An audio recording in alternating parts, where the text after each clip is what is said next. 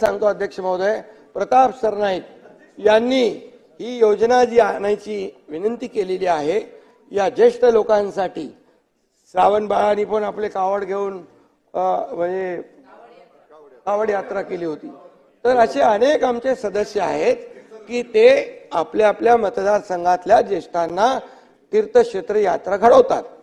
आता हज यात्रेला पण काही लोक जातात, ते त्यांची यात्रा करतात.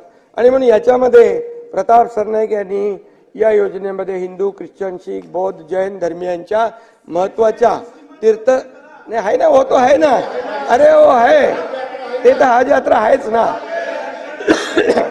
तर याच्यामध्ये या सर्व तीर्थस्थळांचा हे करावा, मुख्यमंत्री तीर्थदर्शन योजना करावी अशी मागणी आहे त्यांची. अध्यक्ष महोदय, मी सांगतो आपल्याला की वयोश्री योजना देखील आपण केलेली आहे. ज्येष्ठांना वयोश्री योजना आपण केली. हॉस्पिटलमध्ये आरोग्याची तपासणी असेल, त्यांना औषधोपचार असेल, त्यांना देखील आपण आरोग्य विभागाला मी सूचना दिलेल्या आहेत. त्यांना एक वेगळं ते गेल्याबरोबर त्यांना उपचार त्यांना मिळाले पाहिजे, ती देखील आपण योजना केलेली आहे. आणि ज्येष्ठांसाठी आपण ही जी काय आता आपण मुख्यमंत्री तीर्थ दर्शन योजना हे आपण सुरू करत असताना याच्यामध्ये आज आपण एक धोरण ठरवूया, एक पॉलिसी ठरवूया, नियमावली करूया आणि त्याच्यामधून दर वर्षाला किती लोकांना आपण देऊ शकतो, 5,000 लोकांना पाठवू शकतो, 10,000 लोकांना पाठवू शकतो, अशा प्रकारची नियमावली करू.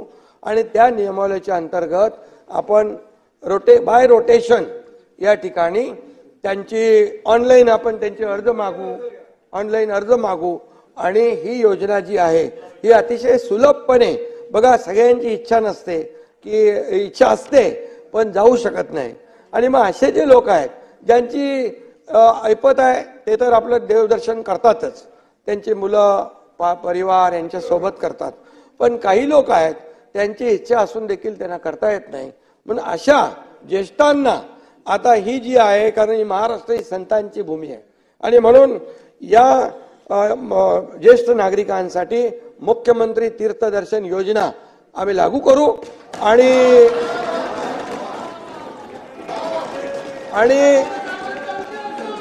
त्याचाही आशीर्वाद